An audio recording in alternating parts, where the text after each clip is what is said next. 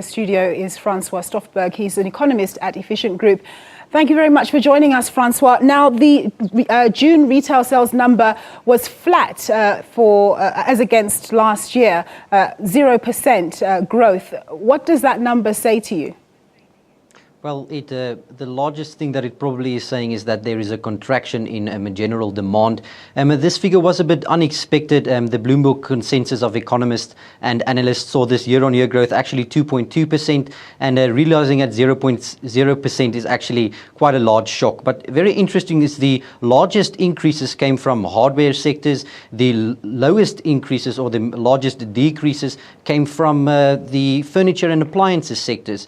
And this is very interesting because it shows that there's a kind of a change in demand. People are staying away from luxurious goods and actually focusing on buying the necessities. And that usually shows that there is this decrease in the overall general demand levels. Now, you say that they're steering away from luxury goods like furniture. Does that show us that the consumer is really in dire straits and can't afford those things, or they're making choices? Yes, they're definitely making choices. Remember, we saw that the credit extension to the private sector is also decreasing. So it's not as easy as it was to find credit. And then it was also very interesting to notice that the sector that actually contributed the largest portion was textiles. And also this showing that there is this really decrease in the general demand levels. But very interesting is also looking at the 3-month moving average, which shows two things. It shows, yes, a contraction in demand, but what it is positively showing is that there is an increase in momentum, a positive increase in momentum. We were decreasing from 1.7 down to 0.8, and now we're at negative 0.1%. Now, do you think that there is a bit of a light at the end of the tunnel? We're faced with high inflation, high interest rates, and obviously a very dismal economic growth outlook. When do you see us getting out of the tunnel? It will have to be in the end of the third to the fourth quarter. We now have actually confirmation, or next week we'll have the final results of retail wholesale sales, the mining and manufacturing that we have on a monthly basis. And this represents 36% of the economy and roughly going to decrease with or contract with 0.3%. And that's not very good. So the other sectors, financial sectors, they will have to save us so that we don't have a contraction in the second quarter, which I really doubt that we will have. But then the third quarter, when the mines are back, fully operational, manufacturing back, fully operational, and then we can see some good growth third and maybe fourth quarter.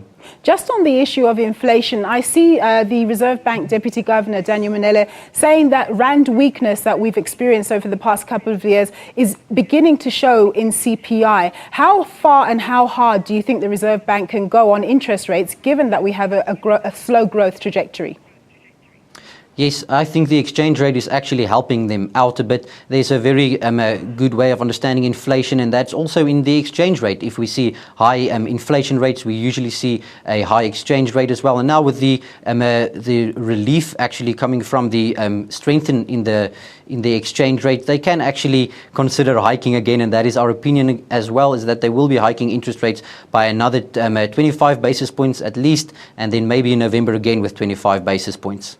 And then just lastly, your call on what GDP will be. You seem to suggest that we won't have a recession. What do you think it will be at for the second quarter? Yes, I'm being a bit well, not really optimistic, but 0.5%, although I would have liked to see it more in the direction of 0.7%. And for the total year?